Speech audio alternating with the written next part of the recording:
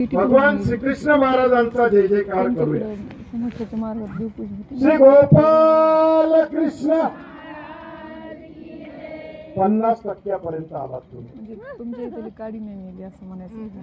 1500 चे 2100 झाले पाहिजे. किती जोरात सांगता तुम्ही काय दुसऱ्या थोडीच तुमच्या जवळ राहिली का त्यांच्या जवळ राहिली. अरे दोनच बाया आपसात घालल्या ना तर संपूर्ण महाराष्ट्र ऐकतो. किती ताकद आहे तुमच्या तोंडात.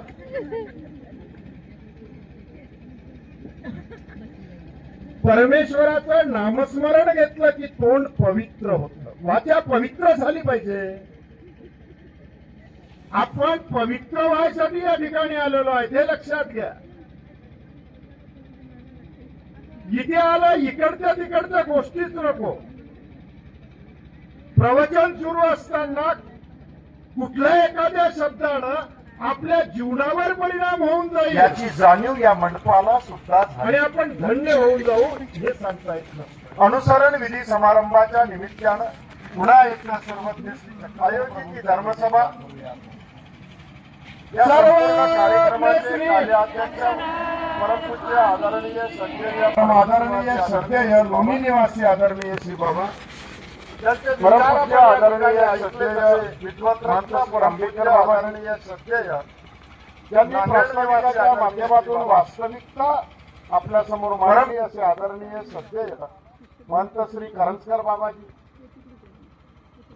करंजीकर बाबाजी या ठिकाणी उपस्थित असलेले आदरणीय महंत श्री कान्हेराज बाबा आहेत, एल्लेराज बाबा आहेत आणि मोठी मोठी माणसं माझ्या पाठीमागे आहे म्हणून मी पुढे जातो आहोत. अशी सर्व आदरणीय संत महंत तपस्विनी सश्रद्ध अंतकरणानं प्रभू श्री चक्रधरांच्या श्री चरणावर श्रद्धा समर्पित करण्यासाठी उपस्थित असलेली सर्व मातृतुल्य पितृतुल्य मंडळी, बंधू भगिनी आणि बालमित्रांनी, खर तर या कार्यक्रमाचं आयोजन ज्यांनी केलं असे आदरणीय मंत श्री गोपीराज बाबा, आदरणीय तपस्विनी द्रौपदाबाईजी, आदरणीय तपस्विनी सुरेखाताई यांच्या अथक परिश्रमातून हा कार्यक्रम आज या ठिकाणी संपन्न होतो आहे. आणि एक बालक, हंसराज नावाचा बालक सर्व संघाचा परित्याग करून या ठिकाणी अनुसरतो आहे. हा विचार त्यांनी कुठून घेतला असेल जर आपण हे बघितलं तर आपल्या लक्षात येईल. हे गाव जे आहे विठखेडा गाव आहे, भाग्यवान गाव आहे. लक्षात घ्या और जिथे परब्रह्म परमेश्वर अवतार सर्वज्ञ श्री चक्रधर प्रभूंनी यावं म्हणजे या गावाचे लोक किती भाग्यवान असतील हे खऱ्या अर्थानं आम्ही लक्षात घेतलं पाहिजे. आता बघा स्वामी इथे कसे आले ही जर लीळा वाचली तर तुमच्या लक्षात येईल.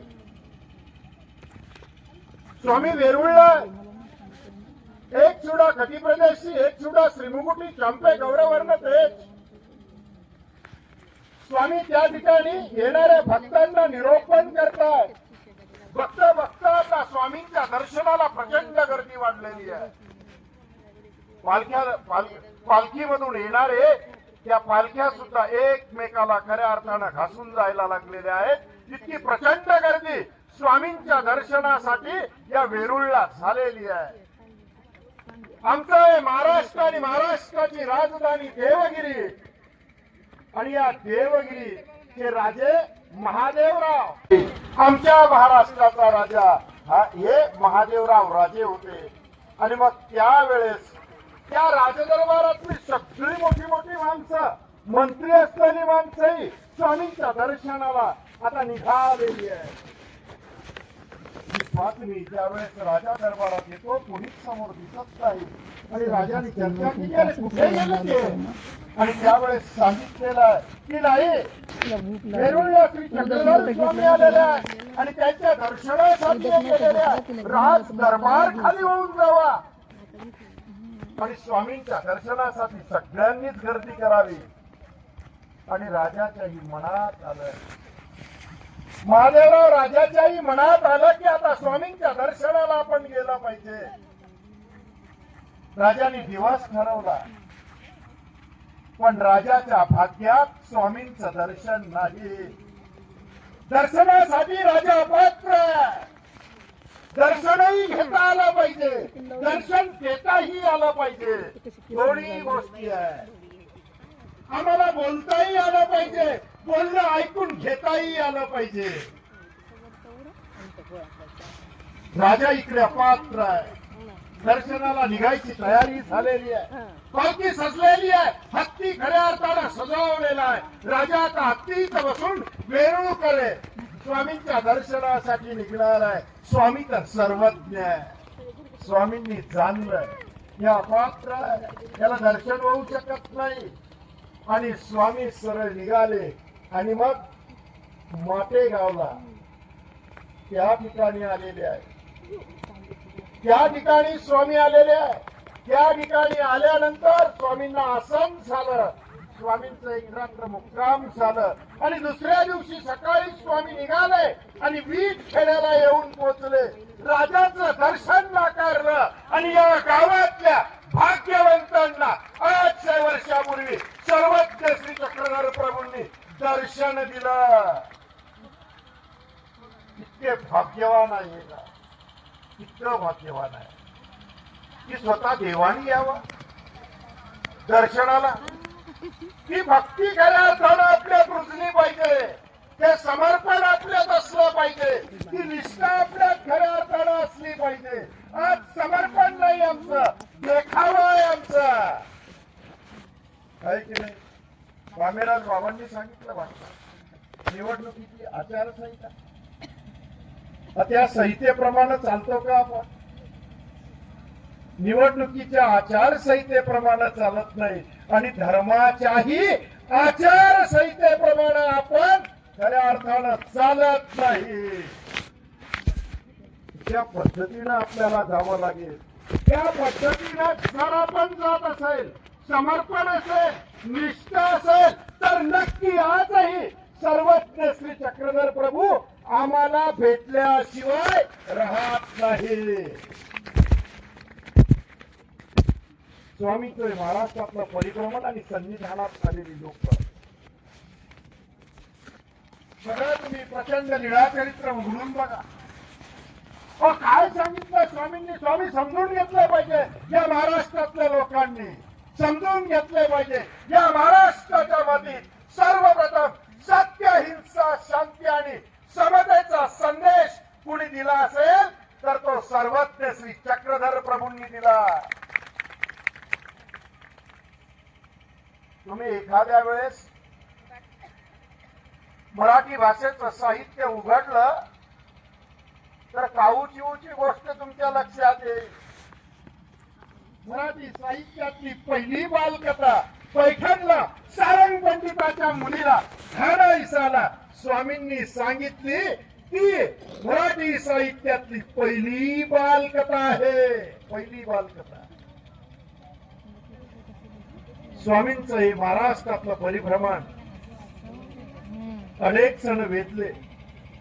हो, माहीम बघताय, महादाईसा असतील, बाईसा असतील, औसा असेल आणि त्याच सोबत खेळी गोळी आहे. स्वामींच्या दर्शनाला आलेल्या खेळी गोळी. श्रीमंत असलेली पाऊण लाखाचा देवारा त्यावेळेस करा पूजेचा. प्रचंड धनसंपत्ती असलेल्या या मायलेकी ज्यावेळेस स्वामींच्या दर्शनाला येतात, सर्वस्व सोडतात. बस त्या खेळी गोळी सारखं मन खऱ्या अर्थानं आपलं तयार झालं पाहिजे. ते मन तयार होणं अत्यंत महत्वाचं आहे. आपल्या डोळ्यात तेच पाहिजे. त्या संत केशवराजवासांनी विकार वासनेला खऱ्या अर्थानं त्याच क्षणाला पळवलं. ते केशवराजवासांचं तेज आमच्या डोळ्यात खऱ्या अर्थानं आलं पाहिजे. महादेवराव राजानंतर या महाराष्ट्राचा राजा रामदेव झाला. रामदेवाला काव्य ऐकण्याचा छंद होता आणि म्हणून आजूबाजूचे सगळे लोक येऊन दरबारात काव्य वाचत होते. नरेंद्र आपल्या भावासोबत उपस्थित होता. काव्य वाचन सुरू होत. नरेंद्राने नागदेव आचार्यांकडून उपदेश घेतला होता. सर्वज्ञ श्री चक्रधर प्रभूंचं तत्व जाणत होता. पण त्या नरेंद्राने एक रुक्मिणी स्वयंवर हे महाकाव्य लिहिलं होतं. आणि ज्यावेळेस वाचन चालू आहे, नरेंद्र राजदरबारात उठला बरोबर त्यांनी राजाला सांगितलं, राजा श्रीकृष्णाची कथा ऐक.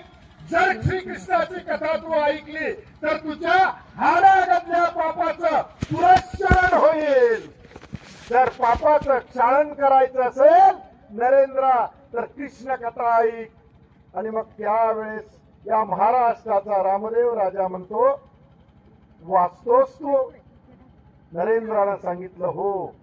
आणि नरेंद्राने रुक्मिणी स्वयंवराची कथा ज्यावेळेस त्या राजदरबारात वाचायला लागला त्यावेळेस ताडकन सिंहासनावरून रामदेव उठला, हात जोडले आणि नरेंद्राला म्हणतो, नरेंद्रा, अरे नरेंद्रा, छान आहे रे काव्य, छान काव्य आहे. या काव्यात असलेल्या एका एका ओवीला एक एक सुवर्ण मुद्रा देतो.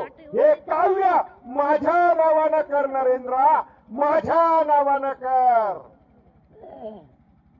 माळवाव पंथाचा अनुयायी असलेला हा नरेंद्र, आचार्यांचा उपदेश घेतलेला हा नरेंद्र दरबारात उभा राहिला, हात जोडले आणि तो पटकन म्हणतो, नाही राजे, नाही. हे काव्य जर मी तुम्हाला दिलं ते विकल्यासारखं होईल. त्याच क्षणाला माझ्या संपूर्ण कवी कुळाला कलंक लागेल. राजा, कवी कुळाला कलंक लागेल. मी नाही देत. बघा ना तुम्ही, काय गंमत आहे. महाराष्ट्राचा राजा याचक झालेला आहे.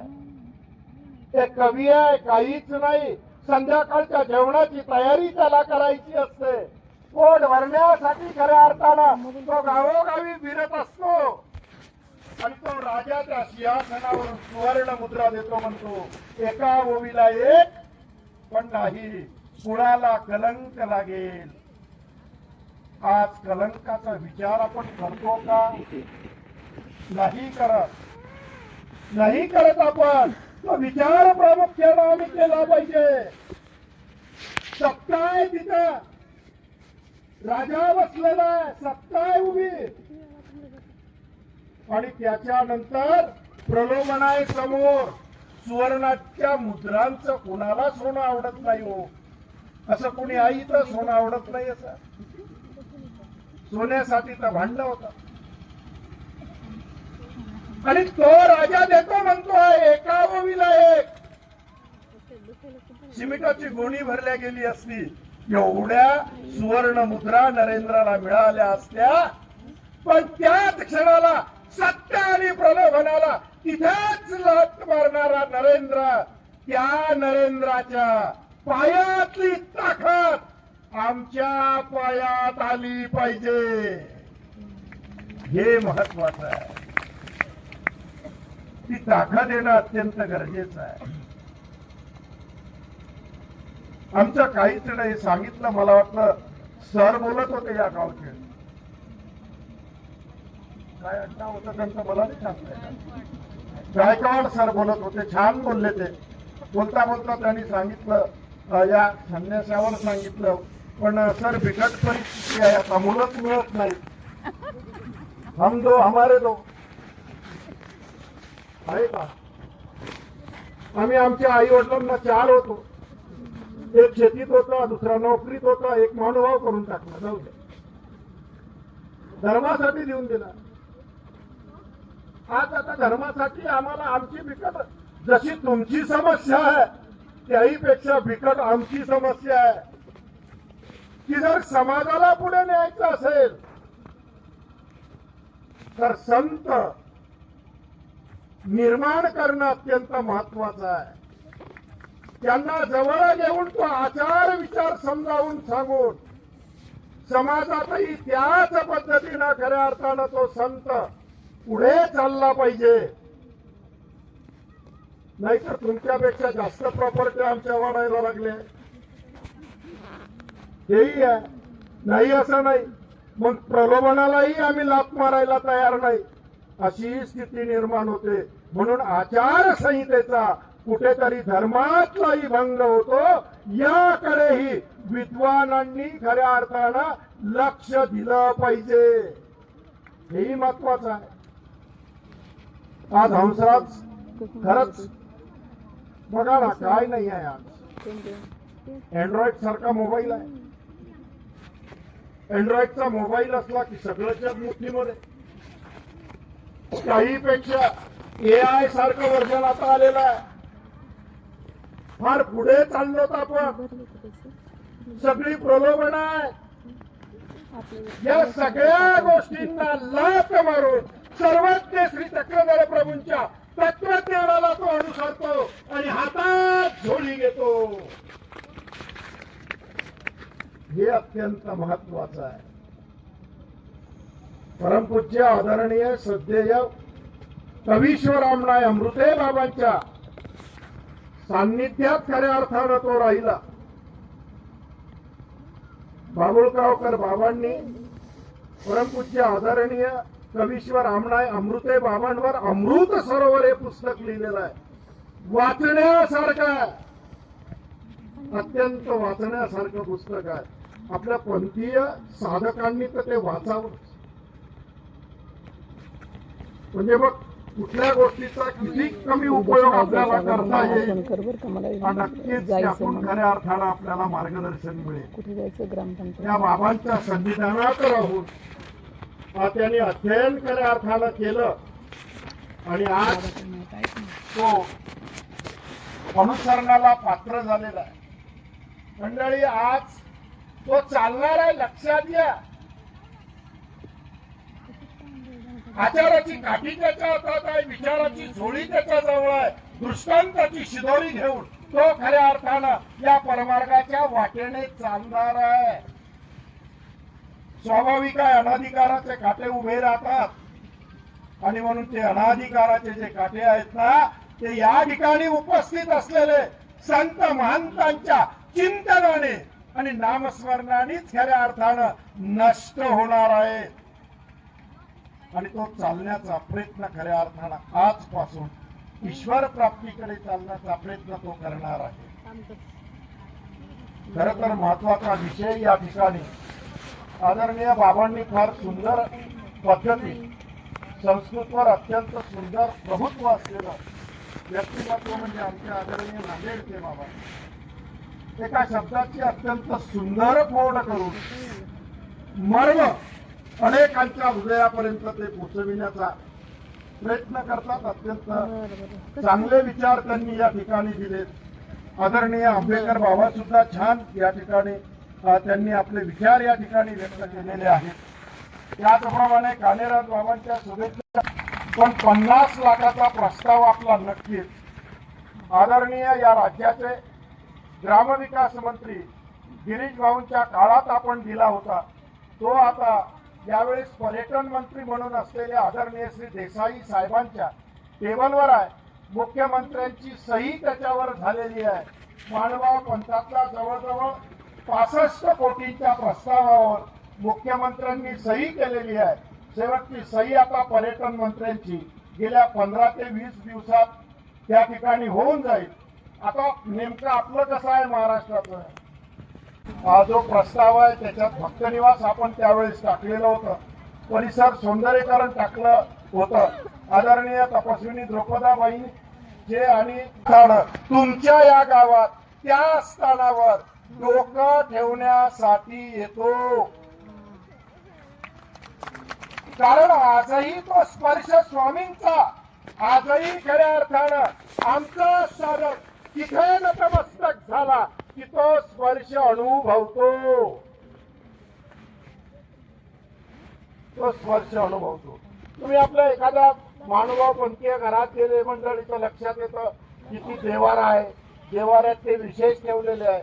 इकडून तिकडून आणून उचलून ठेवलेला तो दगड नाही, लक्षात घ्या. नाही, भगवान श्रीकृष्णाने गोवर्धन पर्वत ज्या करंगळीवर उचलला तिथला पाषाण मानभाव पूजेमध्ये आणतात. जिथे श्री दत्तात्रय प्रभूंचा स्पर्श असेल, श्री चक्रधर स्वामींचा स्पर्श असेल, गोविंद प्रभूंचा स्पर्श असेल, जिथं स्पर्श झाला त्या ठिकाणचा पाषाण पूजेमध्ये आणला जातो. म्हणजे तो स्पर्श भगवान श्रीकृष्णाने करंगळीवर पर्वत उचलला 5,500 वर्षापूर्वी दिलेला स्पर्श आजही आम्ही आमच्या देवाऱ्यात अनुभवतो. ही पूजा पद्धती आहे आमची. त्या स्पर्शाला वंदन करतो. बस तो स्पर्श कायमस्वरूपी खऱ्या अर्थानं आम्ही अनुभवतो. तो स्पर्श झालेला त्या ठिकाणाची लीळा आम्ही अनुभवतो. आणि त्या भगवान श्रीकृष्णांची भक्ती, एकनिष्ठ भक्ती, त्या पद्धतीनं आम्ही आमची सर्वज्ञ साधनदाता सर्वज्ञ श्री चक्रधर प्रभूंनी निरोप दिल्याप्रमाणे ती आम्ही त्या ठिकाणी समर्पित करत असतो. आणि म्हणून मला वाटतं आपण काहीतरी कमानींचाही विषय सांगितला. जर तुमच्या गावात कुठलं असेल तर ते श्री चक्रधर स्वामींचा आहे. आणि म्हणून तो इतिहास नक्कीच जपण्याचा प्रयत्न तुम्ही आम्ही सर्व मिळून या ठिकाणी करू, ही ग्वाही या ठिकाणी देतो. लांबलेल्या शब्दांना खऱ्या अर्थानं थांबवतो. आदरणीय महंत श्री गोपीराज बाबा होता तसं आम्ही तुमच्या भेटीसाठी तळमळलेलो होतो की तुम्ही तुमची भेट होणं महत्वाची आहे. कारण तुमच्या भेटीत देव भेटे आणि कपाळाचे गोमटे नवनीत लाभे अवचटे परशास्त्राचे. तुमच्या भेटीमुळेच मला माझा साधनदाता भेटणार आहे. आणि या सर्व संतांच्या भेटीमुळे तुम्हाला साधनदाता भेटल्याशिवाय राहणार नाही. भेट अत्यंत महत्वाची आहे. आजच्या भेटी बिघडल्या. भेटी बिघडल्या की नाही बिघडल्या सर गायकवाड सर? आज भेटी चांगल्या होतात का? समोरच्या घरातून निघाला आणि इकडच्या घरातून दुसरा निघाला की तो तोंड फिरून देतो. फिरवतो की नाही? भेटी बिघडल्यात आजच्या. जशा हायवेवर 2 ट्रकांच्या भेटी होतात, एकाचं थोबाडे तिकडे एकाचं थोबाडे तिकडे, अशा भेटी आमच्या व्हायला लागलेल्या आहेत. भेट तर ती व्हायला पाहिजे ती भिंतीवरून एक वरून मुंग्यांची लाईन येत असते, एक खालून जात असते, एकमेकीच्या तोंडाला तोंड लावतात. तू बरी आहेस का? तू बरी आहेस का? किती चांगली भेट आहे त्यांची. ती भेट खऱ्या अर्थानं आम्हाला घेता आली पाहिजे. ती भेट घेण्याचा प्रयत्न खऱ्या अर्थानं आपण केला पाहिजे. परस्परातली भेट अत्यंत महत्वाची आहे. माणूस बदलत चालला हो. मोबाईल मुळे बोलत सुद्धा नाही माणूस.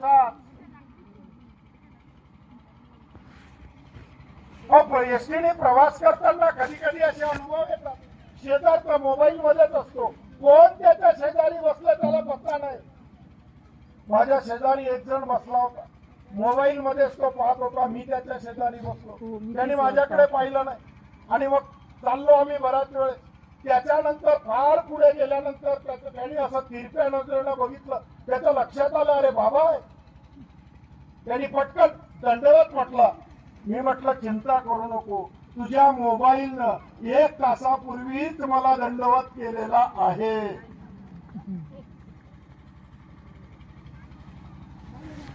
मोबाईल कामाची गोष्ट आहे, नाही असं नाही,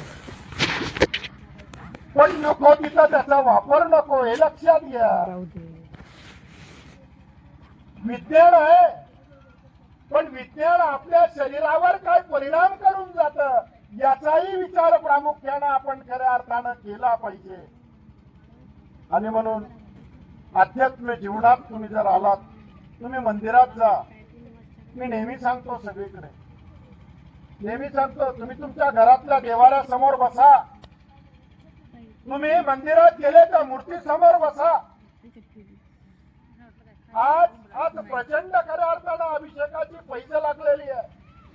एकाने 10,000 लिटर दुधाचा केला की दुसरा म्हणतो 20,000 लिटर दुधाने करेल.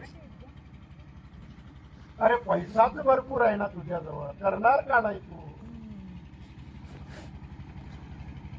पण या अभिषेकापेक्षाही एक अभिषेक महत्वाचा आहे, जो सर्वज्ञ श्री चक्रधर प्रभूंनी 800 वर्षापूर्वी या महाराष्ट्राच्या मातीत आम्हाला सांगितलेला आहे. अरे तुम्ही तुमच्या घरातल्या देवाऱ्या समोर बसा, मंदिरात गेले त्या मूर्ती समोर बसा, बसलाय तुम्ही की हात जोडा. हात जोडले की तुम्ही आठवा तुम्ही कितीकांचं मन दुखावलं, कितीकांना वाईट बोललं, कितीकांना फसवलं, कितीकांना लुबाडलं. आठवत चला. आठवता आठवता तुमच्या हृदयाला पिळ बसेल.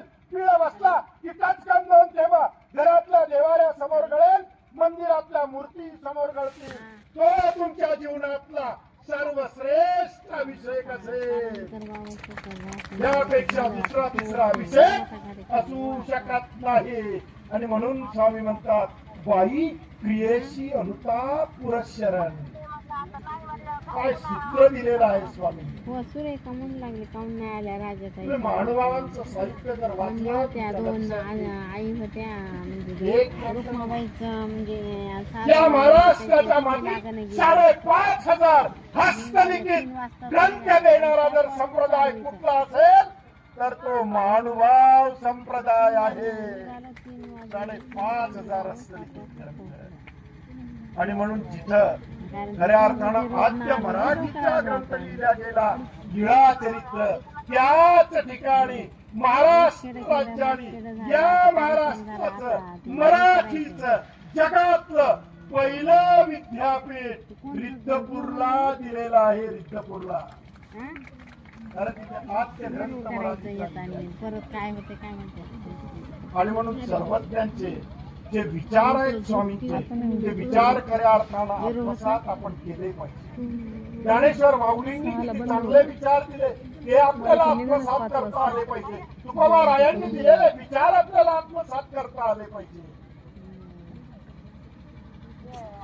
ते दिले ते आचरणात आणले पाहिजे, हेही महत्वाचं आहे. गंगेला तुम्ही गेला पाप धुवायसाठी, गंगेत ताकद आहे पाप धुण्याची, पण स्नान करून आल्यानंतर पुन्हा पापाची वासना या हृदयात झाली नाही पाहिजे.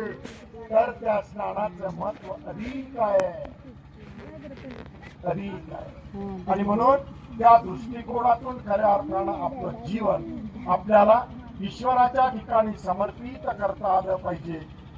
त्या निमित्तानं हंसराजनी आपलं हे संपूर्ण जीवन सर्वज्ञ श्री चक्रधर प्रभूंच्या विचाराला, त्यांनी सांगितलेल्या आचाराला समर्पित केलेलं आहे.